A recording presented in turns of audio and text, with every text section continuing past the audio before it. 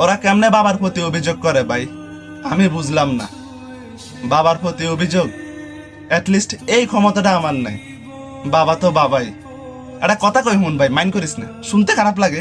তোর যখন বনি ফুটছে না, যখন বনি ফুটছে, ঘরের লোক বলস, বাইরের লোক বলস, আত্মীয় স্বজন বলস, পাড়া প্রতিবেশী বলস, সবাই কিন্তু তোর বাবার নাম ধরেই তোর ডাকছে, অমুকের ফলা হয়েছে।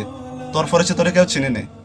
যখন চোখ কানটা একটু খুলছস, এলাকায় বাইর হইছস, একটা লোক ডাকে তোরে এভাবেই বলছে, এই ছেলে তোর বাবার নাম কি?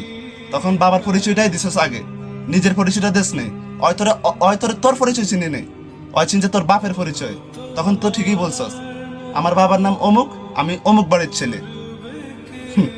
বাবার প্রতি এতই অভিযোগ, এতই কষ্ট, এতই অভিযোগ, এতই জিদ, পারবি বাবার কলারটা ধইরা বাবার মারতে পারবি? পারবি না। তাহলে খামাকে এত শত অভিযোগ রেখে কি লাভ? মানুষটার মনে কষ্ট দিয়ে কি লাভ? দে না, বাবাকে বাবার জায়গায় স্থানটা দে, বাবাকে সম্মান দে। আব্বা হারাইলে বুঝবে আব্বা কি জিনিস।